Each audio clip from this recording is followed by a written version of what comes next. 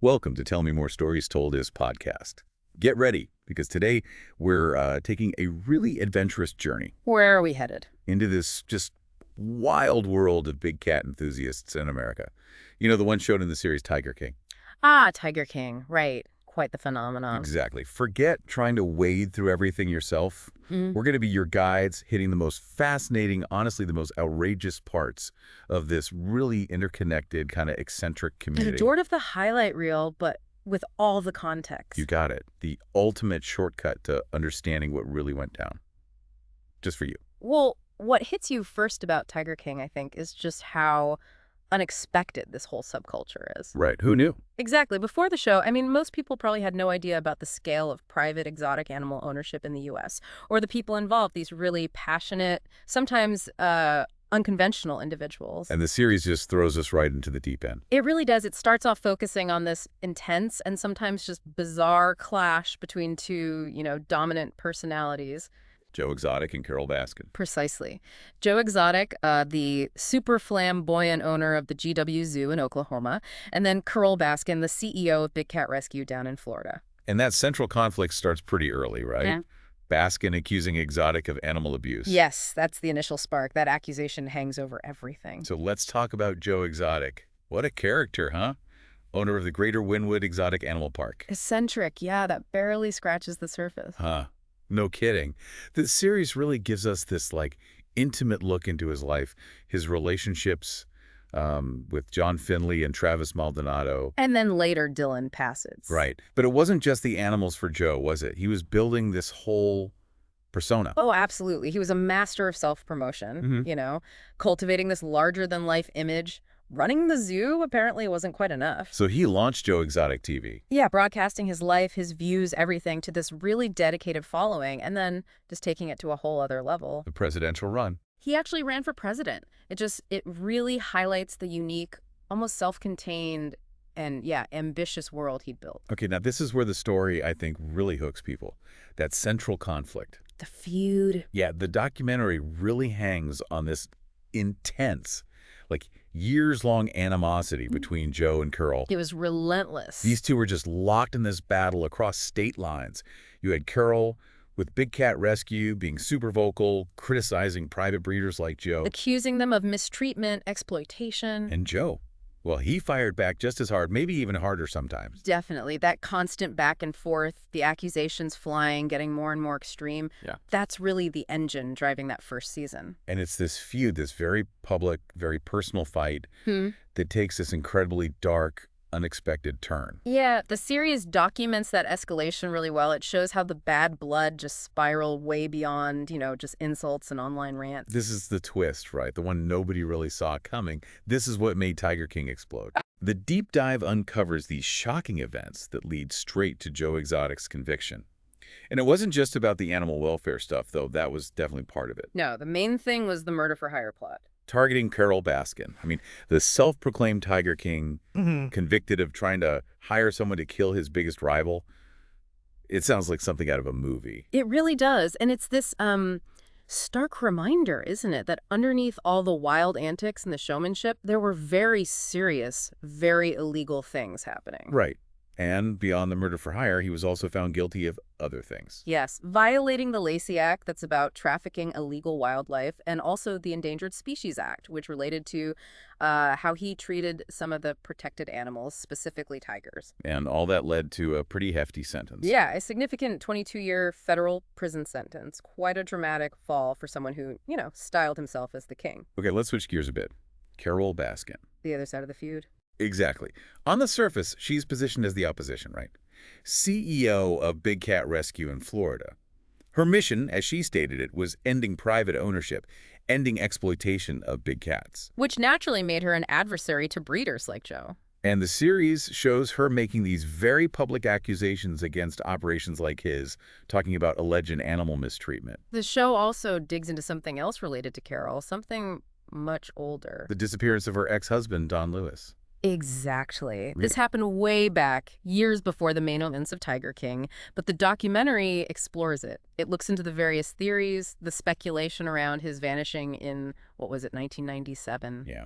And Carole's always denied any involvement, Yeah. right? Never faced charges. Correct. She's consistently denied it, and no charges were ever filed.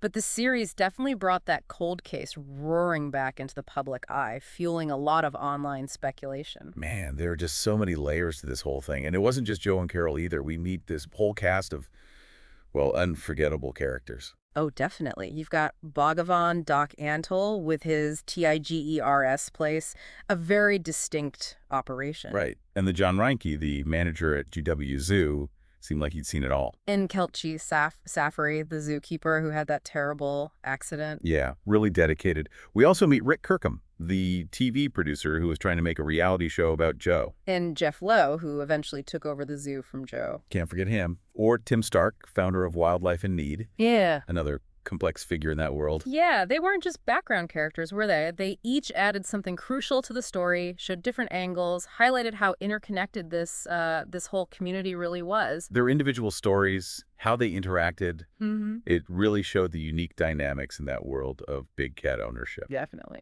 Okay, quick pause here. If you're finding this deep dive into the Tiger King saga as, well, completely gripping as we are, this is the perfect time to hit that subscribe button. Yeah, don't miss out. We've got more incredible stories and deep dives coming your way right here on Tell Me More. Subscribe. Okay, back to it. The show's reception. Right. It's fascinating to think about that initial explosion. Season 1, Murder, Mayhem, and Madness, dropped in March 2020. Perfect timing, in a weird way. Absolutely. It became this instant cultural phenomenon, over 34 million views in just the first 10 days, one of Netflix's biggest hits ever. And the timing, like you said, right at the start of the pandemic lockdowns. It undoubtedly played a huge role. People were stuck at home looking for anything to watch, and suddenly here's this completely bizarre, captivating story. Launched a million memes. Oh, yeah. Initially, critics were pretty intrigued too, drawn in by just how outlandish it all was. But the story didn't just stop there, did it? There were follow-ups. Right. We got Tiger King 2, and then Tiger King, the Doc Antle Story. And that after-show special, The Tiger King and I, hosted by Joel McHale. Yeah, with interviews. It's worth pointing out, though, that those later seasons in the special, well, they didn't quite get the same glowing reception as the first season did. Reviews were definitely more mixed, some quite negative. Now, beyond just the entertainment factor, it's really important we talk about the criticisms, right? Especially from animal welfare groups. Hugely important. There was significant backlash from conservation and animal welfare organizations. Their main argument was that Tiger King didn't do enough to condemn private big cat breeding. Some argued it almost, sensationalized it, made it seem entertaining. Exactly. They felt the show kind of blurred the lines, misrepresented real conservation efforts. It failed to clearly distinguish between, unregulated private ownership and the legitimate work accredited zoos do with captive breeding for potential species reintroduction. Yeah, I remember groups like the Wildlife Conservation Society, WWF, pointing that out. They stressed that privately bred big cats usually can't be released into the wild. There are genetic issues, lack of survival skills. Right. And concerns were also raised about how the show portrayed different facilities. The difference between, say, a roadside zoo and an accredited sanctuary like Carole Baskin's Big Cat Rescue. Critics felt the series didn't make that distinction clear enough, the difference between profit focus versus genuine welfare and conservation. It brings up that tricky balance, doesn't it? Entertainment versus education. Definitely. Some critics really felt Tiger King leaned too heavily on the sensationalism, the personal drama. At the expense of the conservation message. Potentially, yeah. That opportunities to really educate viewers about the serious issues facing big cats in captivity were kind of missed, overshadowed by the wilder parts of the story. There was also criticism that Carole Baskin's legislative work against wildlife trafficking wasn't given much airtime. So how did being thrust into this global spotlight actually affect the people in the show? The real-world fallout must have been huge. Oh, immense. Look at Joe Exotic. Even from prison, he gained this enormous online following. He did express some regret, actually, about how he treated his animals in the past. But he also claimed others were cashing in. Yeah, he maintained that others profited from the series, while he, being incarcerated, didn't really see the benefit. And Carole Baskin, how did she react? She and her husband, Howard, were very vocal about feeling betrayed by the filmmakers. They said they thought the documentary was going to be about exposing big cat exploitation. With the Joe Exotic stuff and the Don Lewis disappearance as just background? That's what they claimed, yes. Not the central focus it became. Doc Antle also expressed disappointment, called his portrayal sensationalized, felt his side wasn't shown accurately. And we have to mention Safri's experience, too. Absolutely crucial. After the show aired, there was a lot of discussion because Safri was misgendered and referred to by their birth name throughout the series. And Saf clarified their identity later. Yes. Safri publicly clarified their preferred name and pronouns, which really highlighted, the importance of respectful representation in media, especially when dealing with real people's lives. Given how huge Tiger King was, it's no surprise it spawned a bunch of other media, right? Not at all. It was inevitable. We saw that TMZ special with extra footage. Oh, yeah.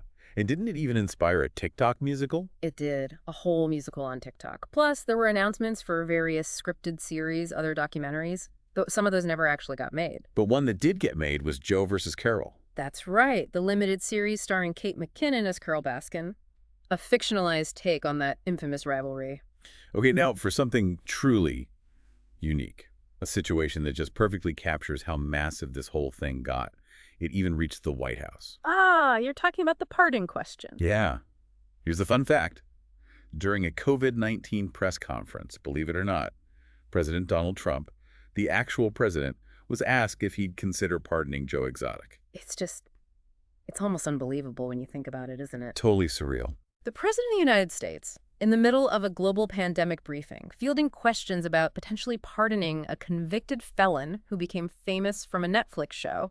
It just speaks volumes about the show's cultural impact. Absolutely. And Trump actually said he'd take a look at it. He did say that, yes. But ultimately, a pardon never materialized. And Joe Exotic had a pretty funny take on it too, didn't he? He did. He tweeted something like he was too innocent and too gay for a Trump pardon. Huh.